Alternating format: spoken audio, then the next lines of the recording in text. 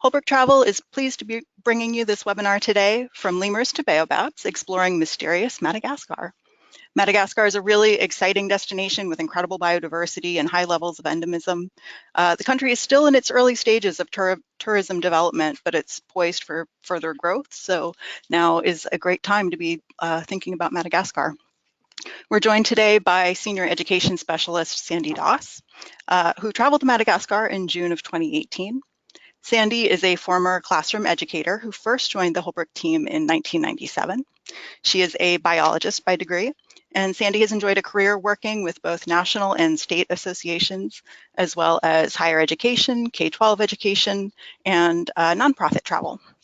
Specializing in partnership development, Sandy has fostered organization-to-organization educational travel and faculty-led initiatives spanning the globe, and her personal travels include all 7 continents.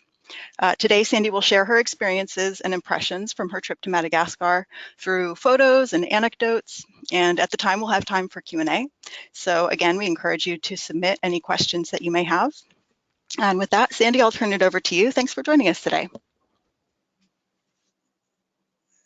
Well, hello, everybody. It is really exciting to be with you all today. And I have to tell you, while I'm speaking into the great abyss, we have an incredible group with us. And so it's a real honor to share a little bit about Madagascar with you and for us to convene for a few minutes. Because, you know, one of the things that I love about this work is we've all come together because we're all intrepids. I'm sure that all of you have joined this because we have a wondrous curiosity about the world. We question what's out there. We want to experience new experiences.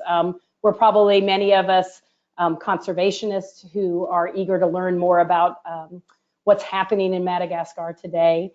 And so we're going to take a bit of a journey. I will tell you, as a bit of a background about me, you know, I do not consider myself an expert in Madagascar. However, a passionate enthusiast for the importance of this particular country and why we should be visiting and experiencing this country. So I hope to rather reveal that with you as we go through our journey together.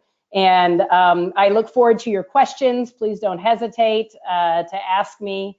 And so without further ado, I'm going to switch me over to our visual here, and hopefully everybody can see this.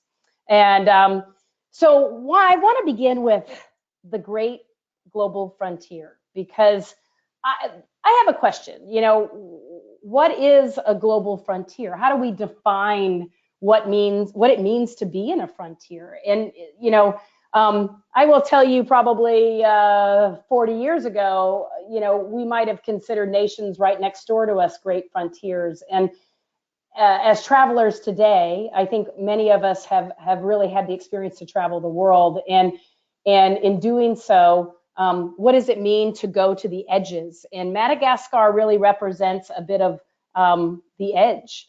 And let me see if I can get this to, oh, here we go. It's working. So I'm going to stop first and just give a big overview on Holbrook, because for many of us, I think here today, you have had some incredible experiences with us already to date.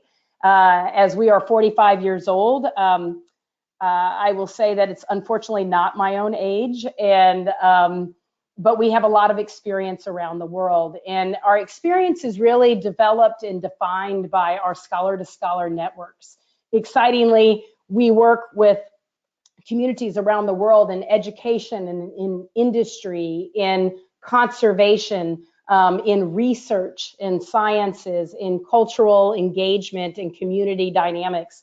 And so this work is this beautiful artistry for us of developing these hand-tailored trips that really speak to our stories and the stories we want to tell, whether it's the stories as an educator and you want to enable your students to experience a location like this, whether you are from a nonprofit such as a zoo or museum and you're really seeking to enhance what you're doing with your exhibits and engaging members to travel with you, maybe a nature center. I think many of us, of course, are amateur and professional photographers, and there's no doubt Madagascar calls us to life for that. So I would imagine we come from that perspective. And then as well, even enthusiasts as birders or as individuals that are looking to really delve into a particular species or collection of species, and we want to know more. So the work with Holbrook is really to build that story with you. And we have been in Madagascar for a little over 15 years and have had just an incredible array of types of programs that we've hosted over these years. And so I'm going to talk now about getting to Madagascar. So I want you all to strap in. Please, put your belt on. I'm sorry I can't give you the demonstration, but hopefully you've brought your Dramamine, and I shouldn't say this, but probably your glass of wine, because we're in for a long trip. Madagascar is one of our great frontiers, and that means we are taking quite a bit of travel to get to Madagascar. And if you're anything like me, I love the maps on planes, because I don't know about you, but I find that I know less about the world the more I travel. And I am fascinated with the geography of what we experience when we're traveling. The fact that I didn't recognize so many of these locations on the map as we flew over. So getting to Madagascar is a bit of a feat. You are likely to travel through Paris. So you'll do a direct flight usually, depending on what gateway you're from, to Paris from the US. And then from Paris, you will take a direct flight into Antananarivo, or otherwise known as Tana, the capital city of Madagascar. Other routings do place you through South Africa. I've also seen people route through Kenya as well, in Nairobi. But it is on average about 25 hours of travel. So go ahead, take a deep breath, because we all know that's something, right? But again, the adventure often in an experience like this is really just getting there, the anticipation of getting there. And as world travelers, we all know the fun of that. I want to talk a little bit about the narrative of Madagascar, because I find that there are many stories that can be told here and should be told in Madagascar. One of the things I think that I found to be one of the most shocking outcomes, and I didn't learn this actually until after I had returned from Madagascar, is that Madagascar receives less tourism, let me say this twice, less tourism than Antarctica, which really shocked me actually, to consider world tourism statistics and where people are traveling from, and European travel, et cetera, and to find out that Antarctica is receiving less than 50,000 inbound visitors a year. That says a lot. Antarctica had 51,000 visitors in 2018. So just to give you an idea, Madagascar receives less. So I first want to say, well, this is an emerging tourism destination. And that means that on the scale of mass tourism, Madagascar is really not yet on the map. It is, it makes it exciting. And I think for many of us in this webinar today, it's exciting because it's not on the map in global tourism. And so it's an area where I would put it, very strongly within the frontierism of travel. And within emerging travel, we also need to understand some of the dynamics of that, because this is a country that is building its tourism systems, its structures for tourism, the communities and the way the communities engage in the tourism, the logistics of it, all of this is building sort of before our eyes. And I will take a jump to assume that all of us on this webinar today are conservationists and seek responsible and sustainable travel. And so excitingly, this is an opportunity as the consumer to demand, these types of outcomes in our travels in Madagascar. And so I'm going to start a little bit with giving you some background. Just so here's Sandy and I'm putting on my world geography hat. And those of you that know me well, you might check the facts later. But this is the world's oldest island, which I think is really fascinating. And as well, it is the fourth largest island in the world. It is about the size of Arizona ×2. And what is unique about Madagascar is you have this country that has such ecological dynamics at play. You really have very differing environments and ecosystems depending on what part of the country you're in. And so in just looking at this map, I'll kind of walk you through some of these the phenomena that we might expect in different parts of the country. If we're working in northern Madagascar, so the northern tip, this is really where we see the volcanology. So if you have an interest in geology or volcanoes, this is the part of the country that represents that. There is an area there called Tsingy, which is spelled T-S-I-N-G-Y. And these are limestone jagged cliffs. They're rock cliffs that are just otherworldly is how I would describe it. They're very difficult to navigate. They have really incredible endemism of certain species that have learned to adapt to that particular environment. Nosy Bee is up here in the northern coast as well, which is a very popular, if you've heard about the coast of Madagascar, that's a popular area. And so the north really, I would say, is very attractive for the geological wonders of the country. You really get a real framework for that. If we're on the eastern coast, in the eastern part of the country, you're fed by the Humboldt Current. So what you have is this incredible, lush, rich vegetation in rainforest dynamics. And much like if you've been in Latin American rainforest or other African rainforest, Asian rainforest, you're going to see that altitudinal dynamics at play. You're going to get to see these cloud forests and montane, cloud wet infused environments that are high altitude. And then you're actually going to get to spend time in what we call transitional lowland rainforest, which is dynamically different as well. So there's this opportunity to really explore these rainforests, but based on the altitude of the rainforest. And we see many different examples of that in our travels. If we're moving down south, the further the south we go, the more arid Madagascar becomes. And what's interesting about that is that the southern portion of Madagascar is the oldest part of the island, actually. And it is arid. I would describe it something like Colorado. It's like a mix between Colorado and maybe the Grand Canyon. You have this sort of high plateaus, and you make your way in. At the very southern end of the island, you have the spiny forests. So if you're a botanist, this is the only place in the world to witness the spiny forest. Also, the shrub forest would be found in this part of the country. And then if we kind of continue up west on the western coast, this is really marked with mangroves.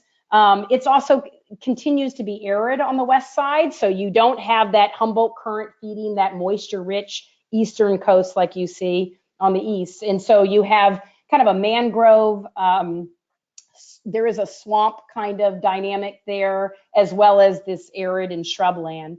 And then right down the center of the island is a grand spine. It's a mountainous spine that really separates the country from the east to the west, and therefore making it very different as you cross that mountainous boundary. And so it is dynamic in that you're not visiting one type of ecosystem or two types of ecosystem. You're really experiencing a multitude of ecosystems within one trip. If I step a little bit away from the environment of Madagascar and I bring us into the culture and the history, I love this. First off, I don't know if we all knew this. I didn't know this. Madagascar was a monarchy. And so historically speaking, it was a matriarchal society run by a series of queens. I can't tell you that their history is all that impressive. I think there was one queen who had her 33-year reign, and Rana Valona is her name, and this is her house. And this is outside the city of Tana, which is the capital city. And this is where she would have reigned at that time. Here is something I found interesting. You know, she was a very ruthless leader, I will tell you. So I can't, you know, she doesn't bid well in history. However, she was the first, in 1881, she was the first to ban, slash, and burn agriculture. And we're going to talk a lot about the deforestation, but the challenges that Madagascar is facing. And so this is her saving grace, that she actually established the first regulations around slash and burn in 1881, which was pretty progressive. And as we move through that, the French, of course, colonized Madagascar, and they actually did continue to put legislation in to try to preserve the Madagascan forest systems and conserve the forest systems. And sadly, however, I think the forests cover less today than at any time in human habitation in the last 2,000 years. So while we did see this early effort to really preserve, we're not really witnessing that in Madagascar today. And so you will see and experience a lot of French influence through that colonization. And then the last piece about the culture that's worthy of mention is that I think most of us would, and I did, imagine that the migration was of African descent. And I assumed that you know, in the heritage of Madagascar, that we would see this very African background. And actually, that's not the case. It is Indonesian. And Malagasy is the language that is spoken. And of course, like any country, there's a dynamic population of many different heritages today. But I found that interesting that the first settlers would have been thought to be from Indonesia. This gives us a little idea of the scenery of the capital of Madagascar. This is a very busy city. And what's interesting is the Antananarivo, also known as Tana, much easier to say Tana, is the largest of the cities that we find in Madagascar. It is over 1 million in population. We do not see that anywhere else in the country. I will tell you that for the most part, while we do spend some time in the main city, we really do it to establish a foundation, but then our focus is to move out into other topics such as the natural history and the environments as we've been talking about. So this gives you a little bit of background about the sizes of these communities. And as I said, Tana is the only community with over 1 million in population. They do struggle with city planning. Traffic can be quite significant. Excitingly, we work with a hotelier that is right next to the airport. So after our illustrious 25 hours of flying, we're at our hotel within minutes of arrival. It's absolutely brilliant. And so it does help cut that experience a little bit. But we will spend some time exploring the history of the city itself before we take off. And we talked about the different types of environments. Now, you know, it is bordered by the Indian and Mozambique Channel.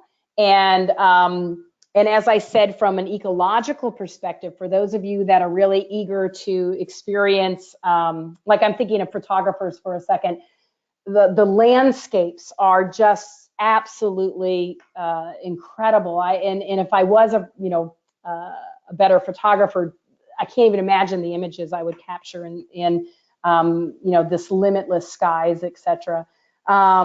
But I wanted to show this because you can see the dense moist forest, the eastern mosaic, the semi-evergreen forest, dry forest, shrub, etc. So this really gives you an idea of the placement of some of this. And, you know, I would say that most of our trips end up being about a 15 to 17 day expedition. It's very hard to consider Madagascar for any shorter, you know, because you are taking such a long haul to get there. It's really recommended that we really take that time to explore the island as much as we can. As I spoke, there are 5 major volcanoes in Madagascar.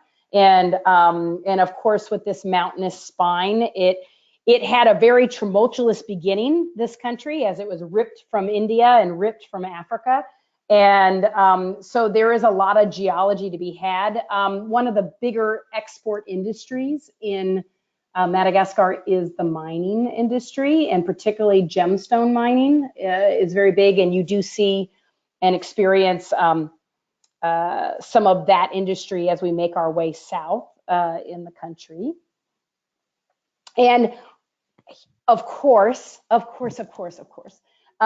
lemurs are often really what pulls us forward, right? Like, oh, you know, the diversity of lemurs, the opportunity to really explore lemurs. And I want to talk a little bit before I go to this lemurs. We're going to leave it on this slide for a second, but I really want to talk about the biodiversity of Madagascar, because I failed to mention earlier, and I should have said that, you know, this is a place of extreme endemism, which means that these species that have evolved in this country have evolved nowhere else in the world but in this place. And it's considered about an 80% species endemicism in Madagascar, which is significant. I jokingly tell people this is like Galapagos advanced in some ways. That's how I sometimes describe it. But just to give us a run through of what we're talking about in this diversity of species. Within the bird populations alone, there are 287 known documented species thus far. And of the 287 species of birds in the country, 105 are endemic, nowhere else in the world. Amphibians, we have 300 species, and 99% of them are endemic to Madagascar. I did not see a tenric, although I think I must travel back to do this because I'm fascinated with tenrics. And many of you might be going, what the heck is a tenric? Sort of like a hedgehog, but it's in the shrew family. And there are 33 species of tenrics found here in Madagascar.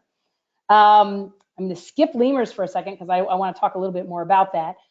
Chameleons, we have 200 species of chameleons.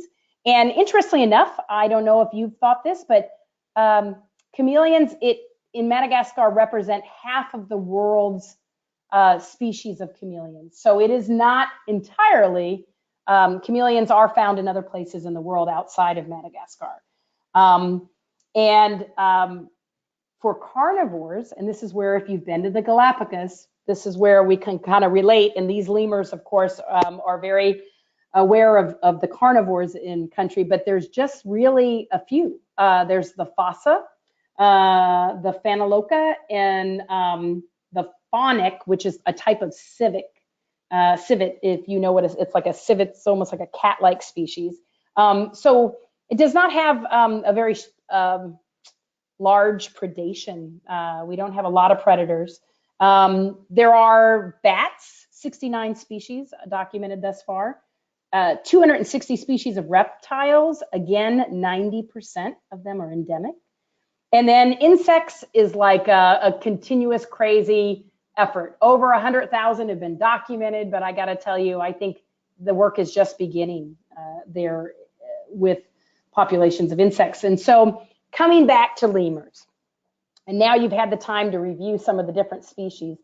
I said early on, you know, what defines a great frontier, but why travel to Madagascar? You know, why do the 25 hours of flight?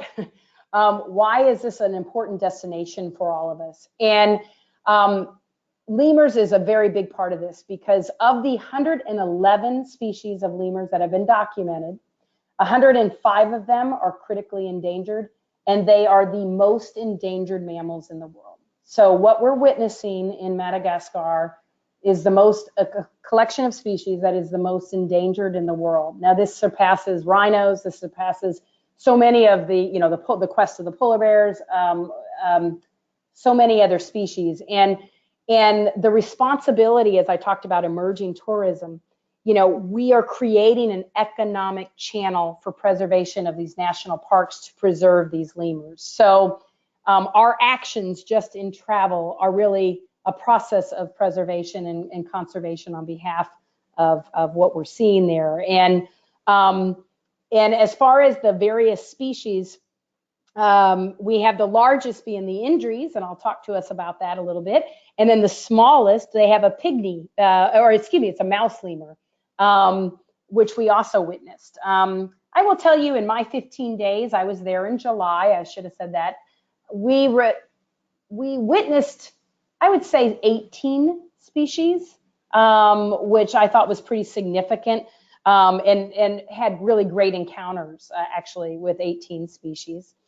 This is the INDRI, and this is very iconic for Madagascar. Of course, we've seen lots of imagery around the INDRI.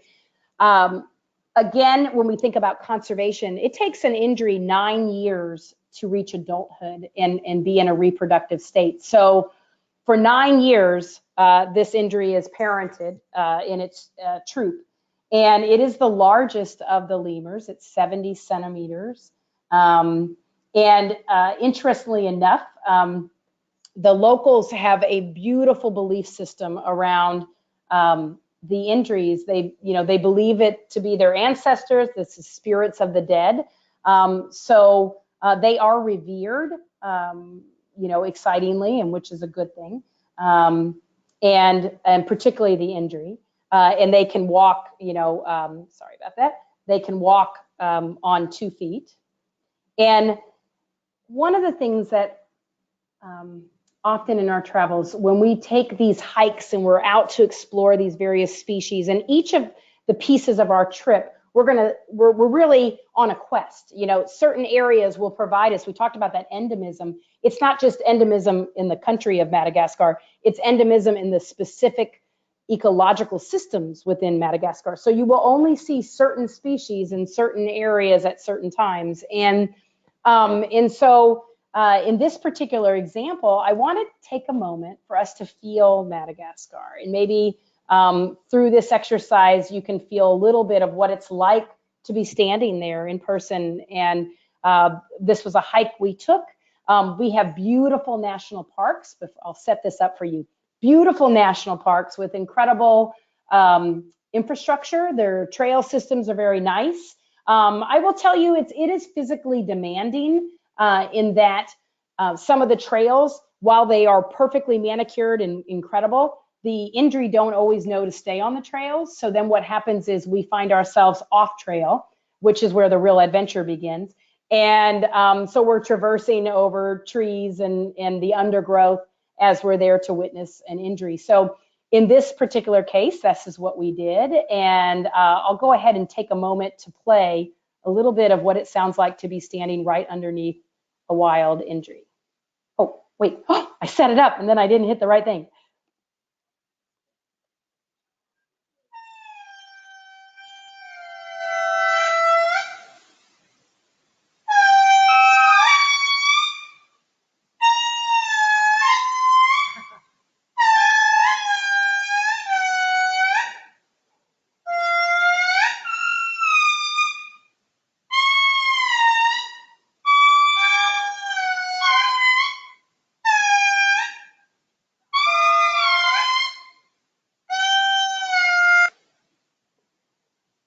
So isn't that amazing? Doesn't it just it gets into your bones. It reminds me of if you've been in the tropical forests of Latin America. Have you ever been hiking and had a holler above you and you didn't know you had a holler monkey above you, and then it just almost knocks you off your feet.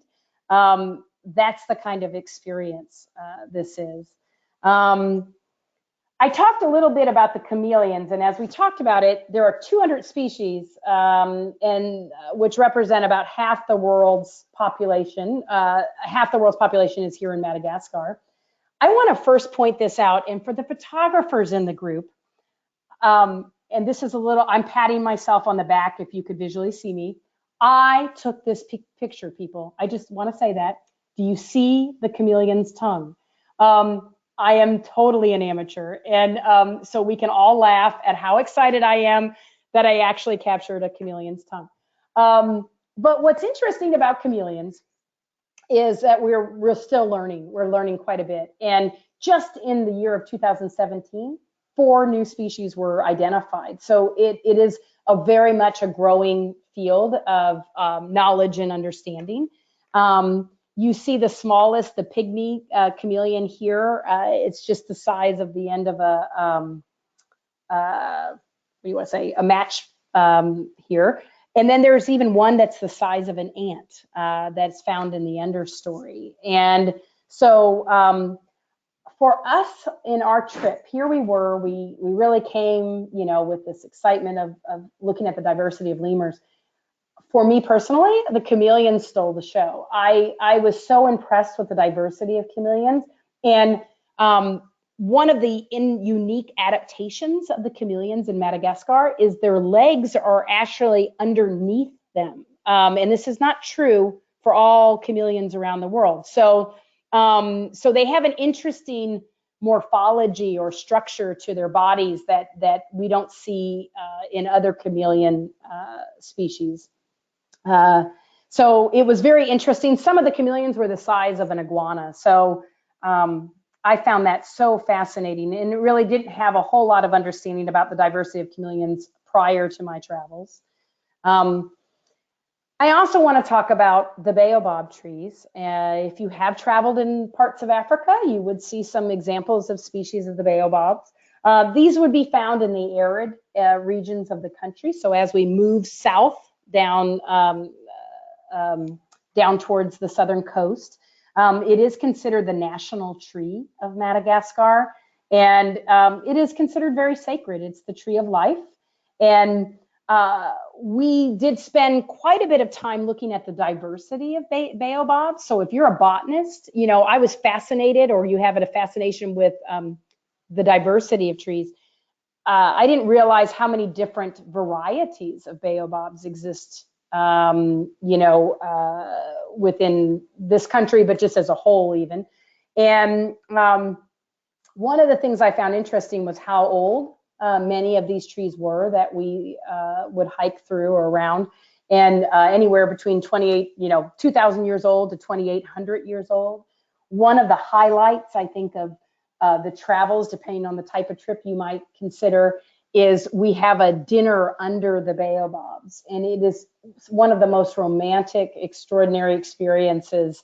The village puts the dinner on, and it's a celebration, but it's a celebration with everyone, right? It's the Malagasy are as excited to participate in the music and the experience and the food. It's a bush dinner, and it is just extraordinary. I have very fine memories of that.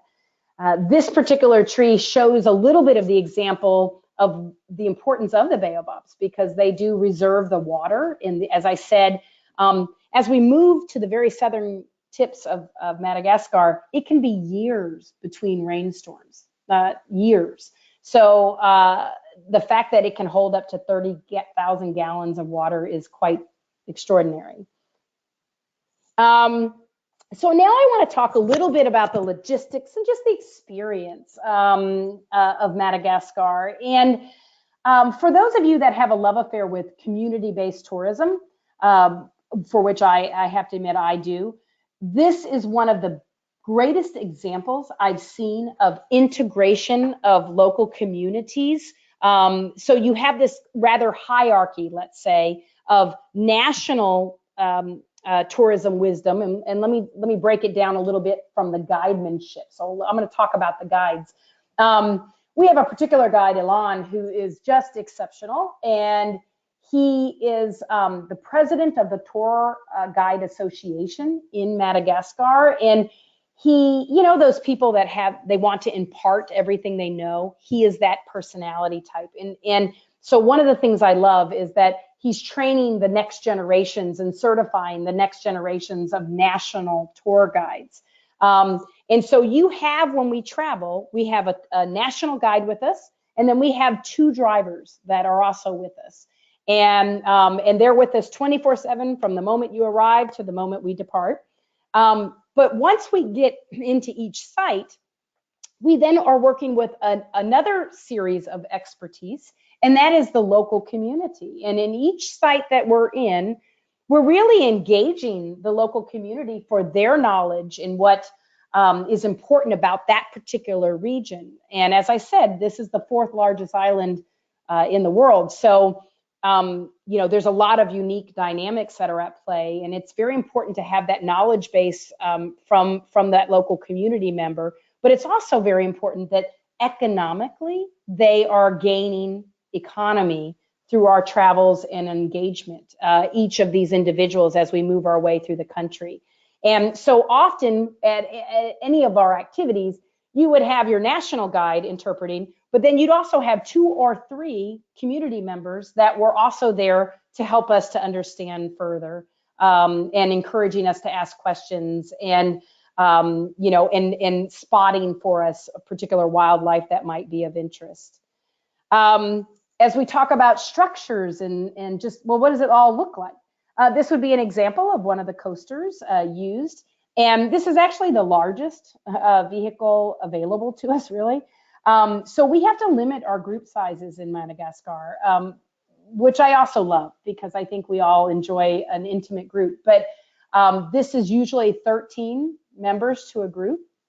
So 12 participants, and then our faculty or our group leaders is often what happens here. The bus itself seats around 18, but as many of you have traveled the world, you know there's always a wheel well row, and we try to avoid anybody ever having to sit in the wheel well row. But they're comfortable buses. They do have sound systems on them for ease of hearing, especially if you're in the back of the bus. So this would be an example of what it looks like to travel through the country. I'm often asked real quick about internal air in Madagascar. And I'm going to say a couple things about it. Air Madagascar has beautiful planes. They're all pretty new. So the fleet is impressive. The operations, however, is not always real dependable. If you all have traveled through Cuba, you might have an experience with this, but we do minimize the amount of air travel we do within an itinerary, and that is intentional because you might have a schedule that says you're to leave at 1 o'clock and you're not actually flying out until 5 p.m. Also, air in Madagascar is very expensive. So we're very mindful of the cost, and so often we might, not utilize as much air simply to reduce the cost in the price point. So I would say to us all that it is a drive-heavy destination. We do drive on average between 4 hours. The longest drive we make is about a 7.5-hour drive in the country. And so it is something that we do like to manage with, our participants and with our leadership, to know that we're going to have this time together as we make our way to the next destination. I will tell you, the scenery is so dynamically beautiful and so compelling that I don't think we ever had any complaints. We all enjoyed these drives together, and we use this time as interpretive time as well. So often we'll have, as you even see in this picture here, a faculty leader giving a talk, or even our guide giving a talk during this time. So we do want to make it, worthy, and we make a lot of stops and activity stops along the way. Talking about lodging, this is kind of giving you an idea. What does it look like to stay in Madagascar? And, I said it was emerging, and so we all kind of assume that maybe it's really rustic. It actually has beautiful lodging. So I will tell you that On average, you may expect a 3-star. We are working with lodges that are very much about the communities that they are in and locally owned and operated. And often they're selected based on the kinds of conservation work or efforts that they're doing as an organization. So it's not just about selecting the lodge because it has a beautiful room, but what's happening? How is that lodge helping to create economic well-being in that particular community?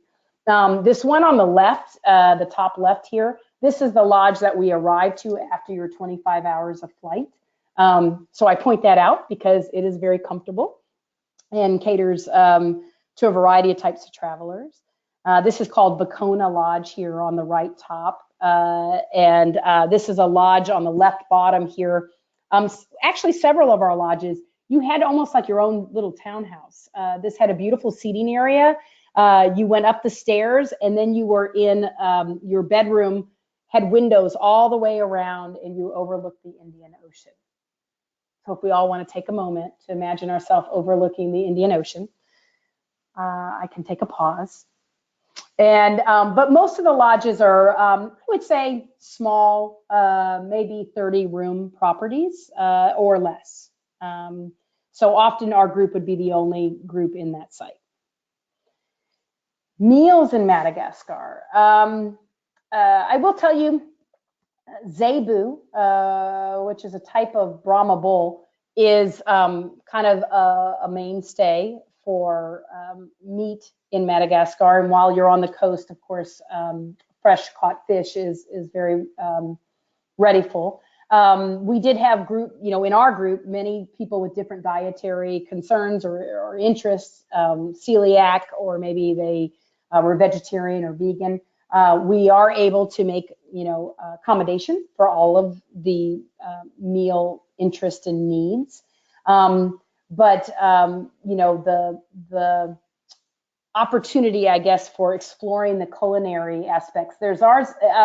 We didn't do this on our trip, but there's actually a Michelin restaurant in Tana that would be fun for me to go back just to explore that. So there's some really beautiful culinary opportunities here. But all the meals were wonderfully prepared, and most of our programs are all inclusive when it comes to meal preparations. There's so you are offered whether it's buffet style or by entree. And then we talked a little bit about the experiences. And again, one of the things that I find interesting, and I have to tell you, we do have this internal conversation quite a bit. We are conservationists here at Holbrook, and our goal in travel, no matter where we are in the world, is to bring awareness to the importance of conserving our global biodiversity, but also the ecosystems that house that biodiversity.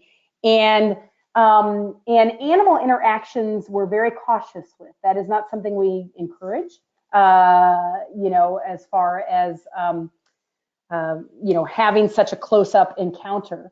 This is an island that you visit, and lemurs, interestingly enough, do not swim.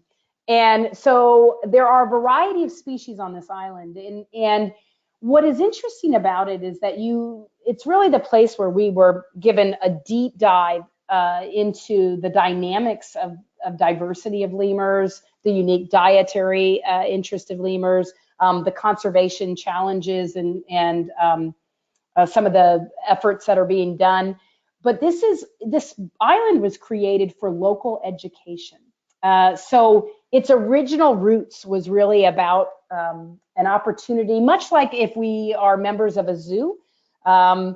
This is an educational outreach center, basically. And so here are these lemurs. You do have some close encounters. And I point this out because they will come for a visit, and it's quite something.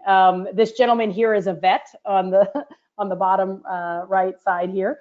And as we talked about interpretation, why visit a site like this? Well, we need to talk about what the local education aspects are. What's happening? How are we, how are the local students schooled in the importance of their own environments? And then, of course, within our walks, we walk and talk. So a lot of the hikes are very much this kind of cadence of having this opportunity to observe the environment, but then to have a stop and have somebody tell us and work with us on interpreting some of what we're seeing. So this is an example that you see here on the left side. Various local experts have, as anywhere, right? They have what we're passionate about is what we'll speak about. And so one of the things that I really came to enjoy was the diversity of talent and knowledge that we were exposed to as we made our way through the country. Really representing all aspects. This group that we're looking at here is a group from University of California, Berkeley. And we were a group mixed of folks coming from interest in legislation, so looking at policies within a country, to, as I said, a veterinarian, to people that came from the life sciences, so lawyers. We had a few lawyers in the group. So it was a real mixed audience. And what I loved about our staff and the team that really offered us this insight was that they were really able to come to the table. They were able to answer as many questions that were thrown to them. And I think that's the beauty of travel, isn't it? That somehow we're inspired by the experience to open that well of questioning. Of course, memories. We all travel for memories. And this is, of course, some images of the group. This is a traditional dance here we have on the right. Something that was exciting for my personal experience in country was the gentleman. I'm in that really god-awful pink shirt, so you can't miss me. I don't even know what I was thinking when I bought that shirt, but the gentleman next to me was the Minister of Finance for Madagascar in the Madagascar Embassy in Washington, D.C. And he invited us to his home, and we had this extraordinary experience to really understand the economics of the country, but what the country's role is as it relates to world economy. And so it was those special moments, those special touches, that really inspired me to learn a lot more. I felt very, young in hearing so much about the history of Madagascar from an economics perspective.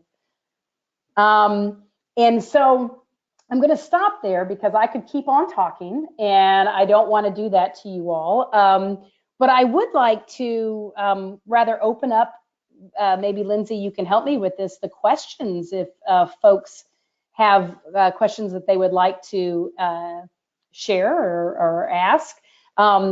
This is a little bit of a photo essay. So these are just some additional photos I thought would be interesting to share with you all as you might have some questions.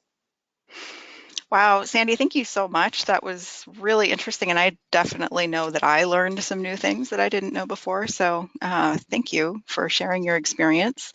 I know that we did go a little long, so I just want to be mindful of people's time. I know that some people may need to drop off, and so I want to let people know that we will be sending out a recording of the webinar. So if you're not able to stay on for questions, please know that we'll be sending out a recording so that you can catch up on those later if you'd like. And we will try to keep questions brief. And if we don't get to your question today, I do apologize, but please send them in, and we will try to respond to you individually if we can, or via email. So Sandy, one question that we did have come in, we had a couple people ask how safe it is to travel to and around Madagascar, and did you feel safe during your experience there? Absolutely. Never at any moment did I feel unsafe. There was a great celebration in as I said, tourism is still an emerging industry here. And so there was a great celebration in our being there. We were very much welcomed by all the communities that we engaged with. Quite honestly, there were safes in the rooms. So I'm just kind of thinking back for a quick moment. All the rooms had safes, so you could utilize the safes if needed. I never had any moments where I felt like, oh, I better be careful with this.